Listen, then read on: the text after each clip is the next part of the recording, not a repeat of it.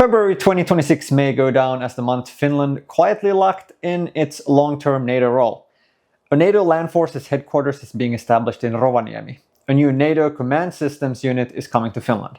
The F-35 engine assembly line has officially started on Finnish soil. The UK and Norway have joined Finland's armored vehicle program, and infantry mine training has begun. This isn't just activity, this is structural change. Let's break it down. And welcome to another Finnish Gear Reviews video. Today we're taking a look at what the Finnish Defence Forces were up to in February 2026, covering NATO integration, procurements, Arctic exercises, aviation developments, Ukrainian battlefield lessons, and defense industry expansion. And this month, more than most, you can see the long-term direction Finland is heading. Let's start with NATO. Rovaniemi, Finland will establish a multinational NATO land forces headquarters in Rovaniemi in Lapland.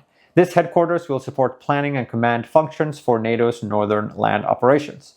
Now, this is significant for a few reasons. First, it places a permanent NATO structure in Finland's high north, geographically close to the Arctic and strategically positioned relative to Russia's northern military districts. Second, this isn't just about hosting troops. It's about planning authority and operational coordination. Finland isn't just integrating, it's becoming a node in NATO's command architecture. And this ties directly into the next development. In addition to the land headquarters, Finland will host a NATO command systems unit. This unit will support NATO's digital command network, communication systems, situational awareness platforms, and secure data infrastructure. In modern warfare, command networks are as critical as tanks or aircraft. So while the headquarters represents physical presence, this unit represents digital integration. Taken together, February shows Finland moving from NATO member to NATO infrastructure provider. And that shift is happening across domains, not just on land. While NATO structures expand in the north, Finland's defense industry footprint is expanding across Europe. The UK and Norway have joined the Product Development Agreement for the Common Armored Vehicle System known as CAVS, led by Finland. CAVS centers around the Patria 6x6 platform developed by Patria.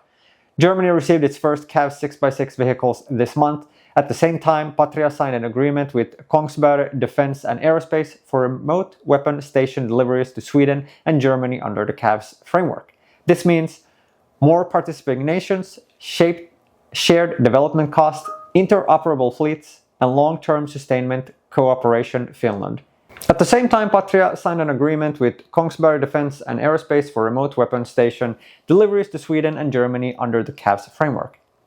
So this means more participating nations, shared development costs, interoperable fleets, and long-term sustainment cooperation. Finland is no longer just buying equipment, it is shaping multinational procurement ecosystems. And that industrial cooperation also extends into air power. Final assembly of the first F-35 fighter jet engines for Finland has officially begun at Linnavuori. This is the engine that powers the F-35. Through an agreement between Patria and Pratt & Whitney, Finland now has domestic assembly capability for its future fighter fleet. This matters for three reasons. 1. Supply chain resilience. 2. Wartime sustainment, autonomy. 3. High-tech industrial capability inside Finland instead of relying entirely on foreign engine delivery and maintenance. Finland is embedding part of that capability at home, and as Finland strengthens air power infrastructure, airspace monitoring remains active. The Finnish Defence Forces reported continued Russian aviation activity over the Gulf of Finland during 2025. Notably, flights conducted with incomplete or absent transponder data have increased.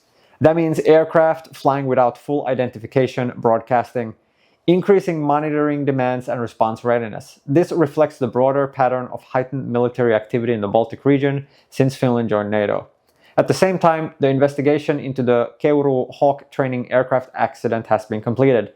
The findings clarified the technical and operational factors involved, and safety adjustments have been implemented. So while external activity remains elevated, internal aviation safety processes continue to evolve. Now let's shift from air to land. Infantry mine training, specifically using directional charges, has begun. This training focuses on defensive deployment, obstacle integration, and controlled use. Given Finland's geography and doctrine of territorial defense, obstacle systems remain a key component of layered defense planning. And this links directly to lessons drawn from Ukraine. At a Finnish Army seminar this month, officers examined Ukrainian battlefield tactics. Key themes included drone integration at small unit level, rapid adaptation cycles, camouflage and deception, decentralized leadership. Ukraine's battlefield innovation is clearly influencing Finnish training philosophy, and adaptation isn't just doctrinal, it's technological. A Finnish company specializing in advanced 3D printing outlined a vision of deploying spare parts production closer to the battlefield. The idea is simple but powerful. Instead of waiting for long logistics chains, damaged components could be manufactured near operational areas.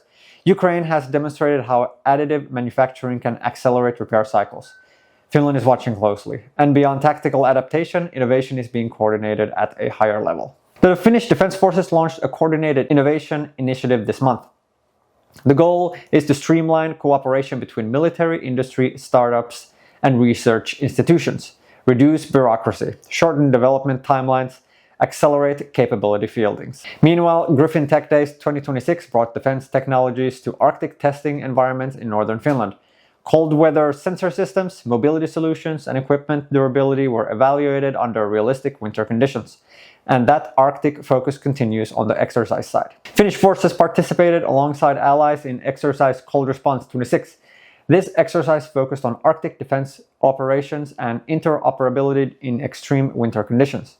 With NATO structures expanding in Lapland, Arctic operational readiness is clearly a priority. The second Pohjanmaa-class corvette is nearing launch. This class will significantly enhance our air defense, anti-submarine warfare, and surface warfare capability in a Baltic Sea environment that remains tense. Naval modernization continues steadily. Finland also announced an additional military aid package to Ukraine. Details remain classified for operational security reasons, but support continues. This has been consistent month after month, and February is no exception. The commander of the Finnish Defence Forces awarded international service medals to French peacekeepers serving alongside Finnish forces. A reminder that while Finland strengthens its national defense, multinational operations remain active.